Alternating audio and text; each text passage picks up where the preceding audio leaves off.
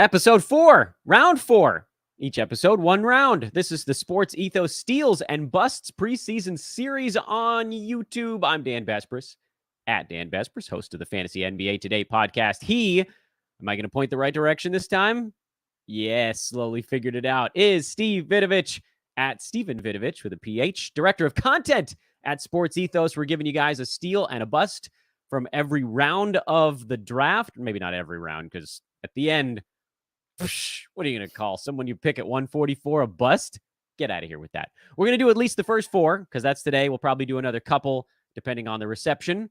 But let's dive right on in after I remind you guys to please hit that thumbs up at the bottom, subscribe to the YouTube page. These things are coming fast and furious. You don't want to miss any of them. Steve, your 4th round possible bust. By the way, as of the time of recording this, the 4th round runs from Jalen Brown through CJ McCollum on Yahoo's ADP list, if you guys want to look that up yourself. Vidovich, fire us up.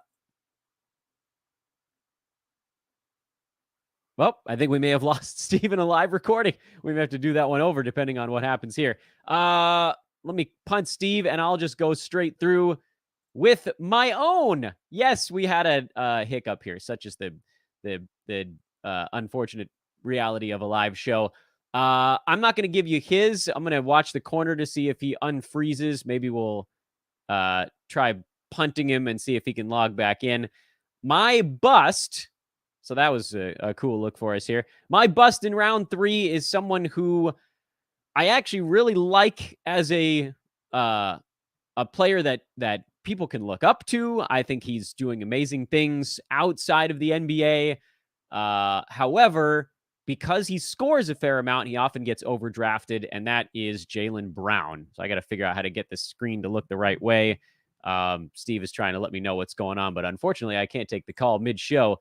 Hopefully everything is okay. If not, I will give you his, and I'll go double on here. Jalen Brown is my bust in round 3. Those are really good numbers. You can see them on your screen. 23.5 points, 6 boards, 3.5 assists. However, it's the other stuff that you don't see that pushes him down a little bit. Last year, just 76% at the free throw line on 5 attempts per game. Turnovers were actually a bit on the high side. Field goal percent was decent, but you kind of need to be a positive there if you're not going to be in free throw percent.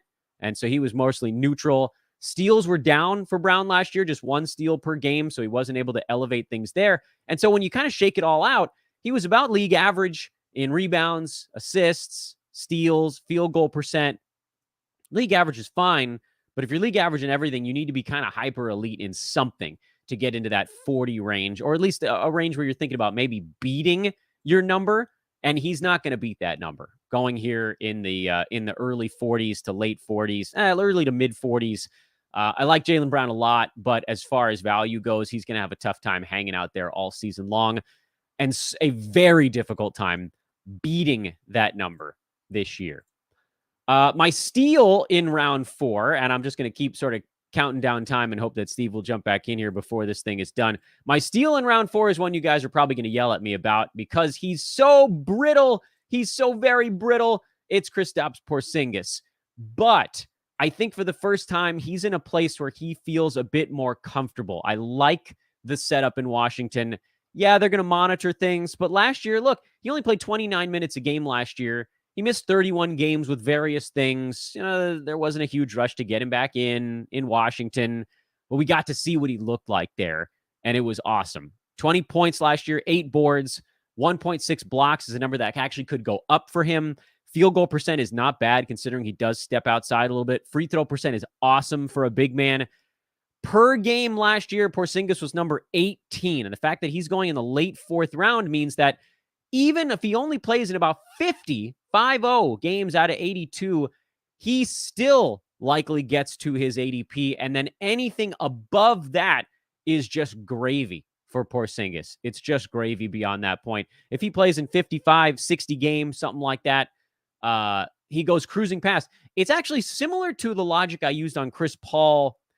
Not this year so much because I'm not as bullish on CP3. I know he was my steal in round 3. I still like him there because I think there's a lot of fear about injury that's somewhat founded, but largely unfounded. With Porzingis, the injury stuff is very much founded. But as you're handicapping these guys, you're looking at where the floor is.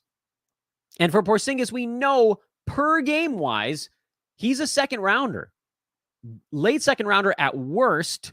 Turn guy is actually a possibility. I mean, he only took 15 shots a game last year. If he got an extra one, he moves up another slot or two because he was like right behind Paul George and Freddie VanVleet in per game numbers. So we're talking about an early second round per game dude that, like, again, has the ability to miss 30 games based on where he's being drafted and still be a totals hit. Now, I get it. In head-to-head, that's hard to stomach.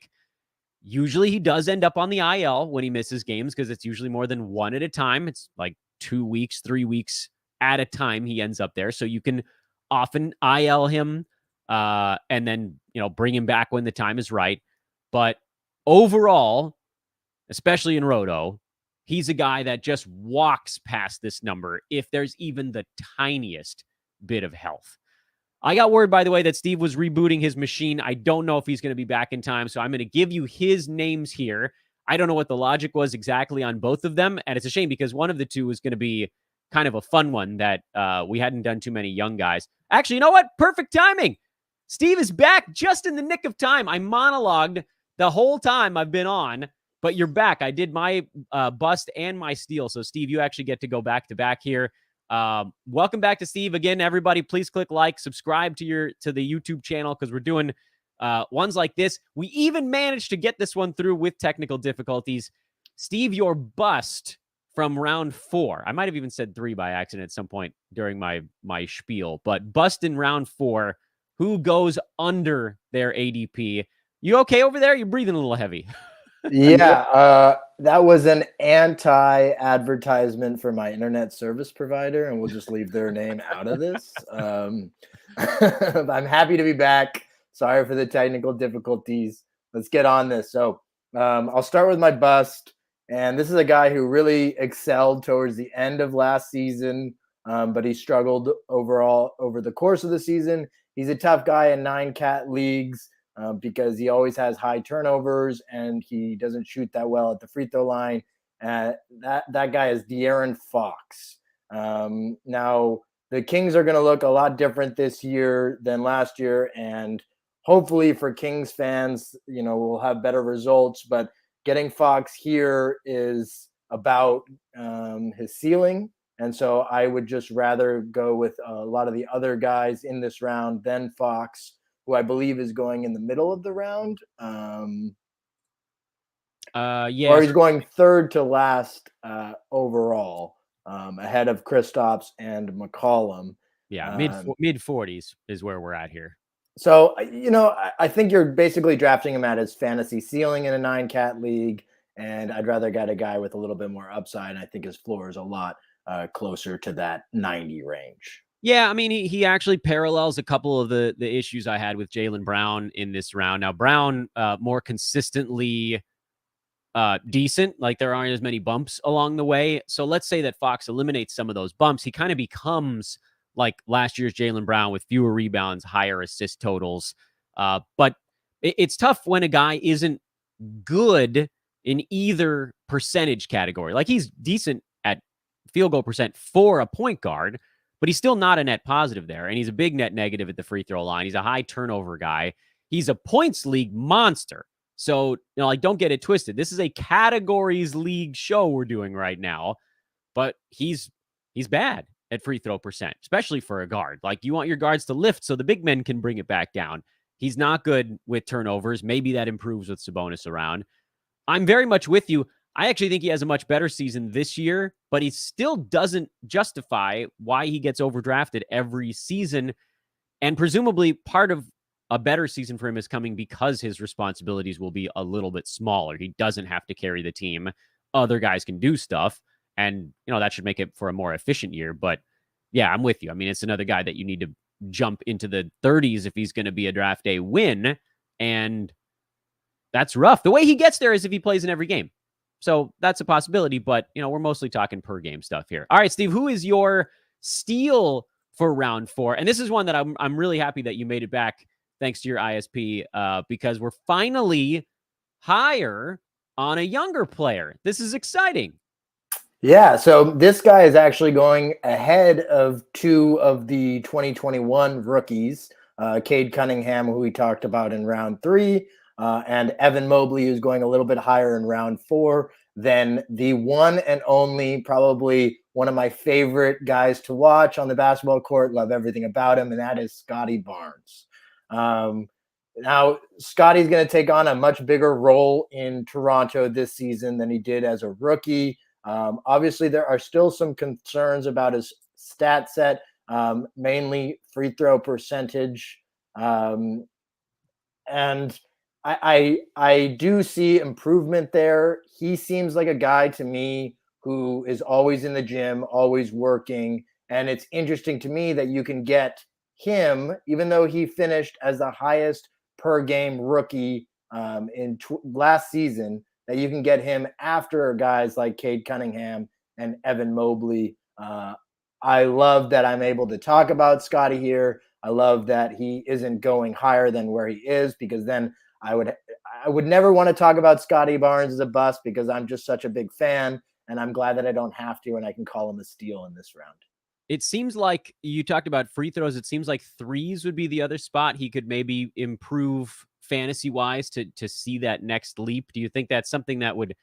One thing I always worry about is if a guy adds more threes, does it hurt field goal percent, where he's actually was a positive last year?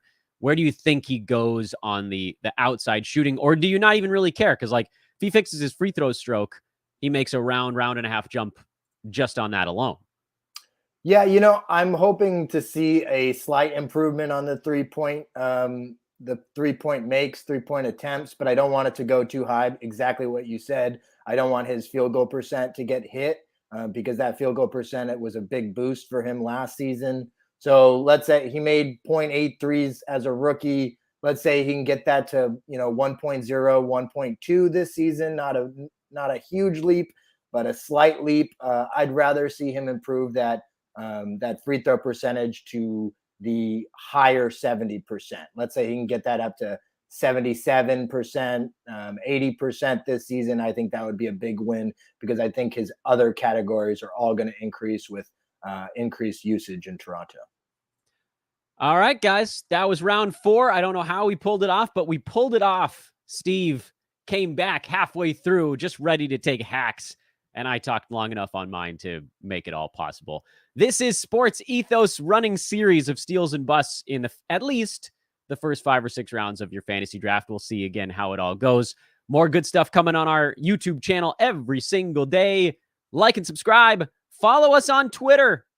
Seriously, we do a lot on social media that's not over here. You kind of need to put it all together into one big bucket. I am Dan Besbris, host of Fantasy NBA Today. He is the director of content, pointed the wrong way again, over at Sports Ethos, Steve Vidovich. We'll talk to you soon. So long, everybody.